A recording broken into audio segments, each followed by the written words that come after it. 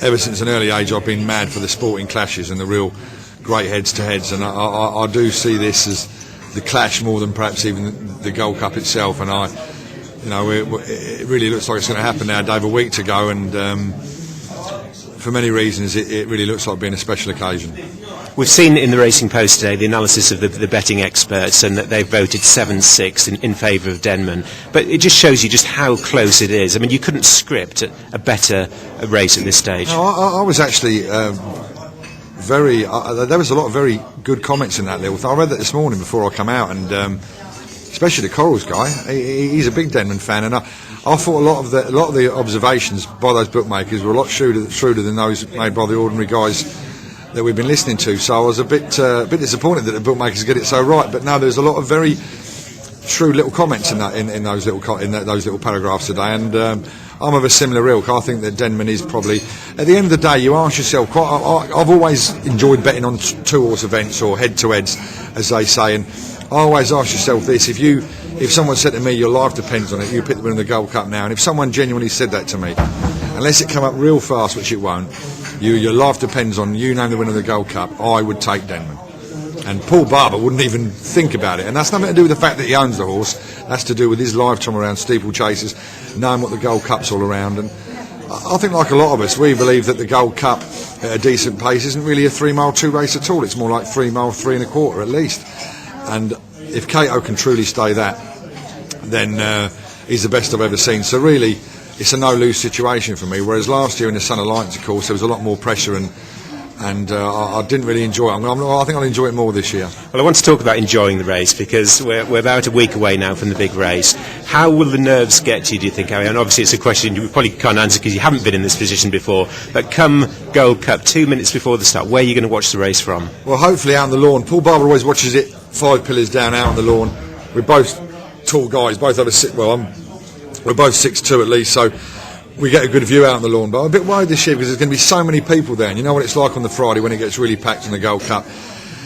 Hoping to get a vantage point out there. I definitely won't watch it behind glass anywhere. It'll be on the eye, and it's a good big screen. I think the race will be quite easy to follow, Dave, because I think they'll be easy to track, the pair of them, and that's what I hope. Hopefully out on the lawn. But I imagine there'll be press there and mates, and I'd certainly pay extra to be in my own little pitch there and know where I was. But it'll be a scrummage like everyone else, and I suppose that makes it fun. If you had a neutral hat on for a moment, Harry, how would you play the race, do you think, from an in-running perspective on Betfair? What sort of strategy would you take on the race? Well, I don't think either way it's a great in-running play, because I think the race all comes down to that 1 second. I think there'll be some stage from the top of the hill, Denman will come down it in front, and Kauto will come at him at some stage, halfway between the third last and the second last and the last. I believe that's where he'll challenge. He could wait longer, Ruby, but I think Ruby will probably be closer than people think early on in the race, I believe, however the pace turns out. But that's what I think. Wherever he challenges him, I think we'll all know in a split second the winner. I think Kauto will either outspeed him and stay, or he'll get in a battle, and I think Denman will automatically win. If it comes to a battle before the last, I just think Denman's an absolute certainty.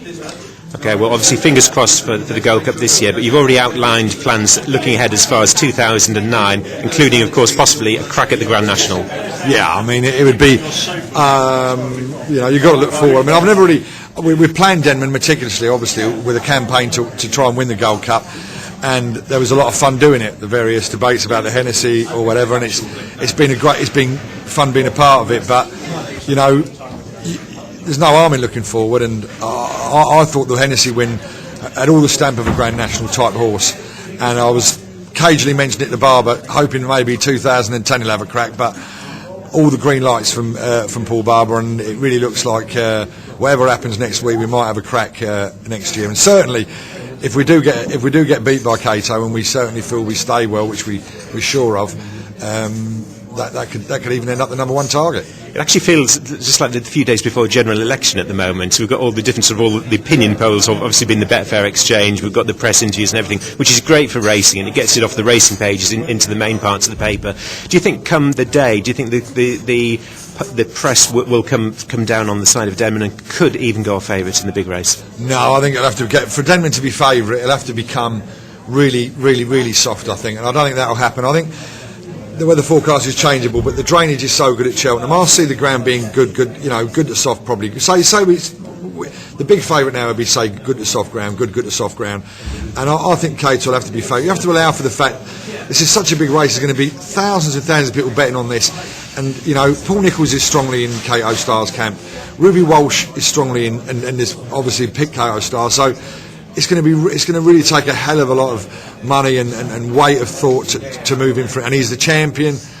It will take, and if you look at Kauto Star, in the last 2 years, every time in a big race, the hour and a half before the race has been fortunes for Kauto, and I really don't see us taking his mantle as favourite. Finally, Harry, obviously the Cheltenham Festival is a meeting that you look forward to every year. How will you be able to enjoy the first 3 days of this year's festival? Differently. I mean, normally the great thing about Cheltenham is that every race is like a special race, and even the handicaps tend to feel handicaps because of Betfair nowadays you can lay or play anything. If there's a horse that's 10-1, you guaranteed you can lay 10.5 on Betfair for what you like, and that's the same every race. So it's a unique betting opportunity for anyone like myself in itself. But obviously I have planned just to go on the Friday this year, but commitments for the press etc on the Thursday, and I might have to go on the Thursday, but really given the choice I would just turn up on the Friday.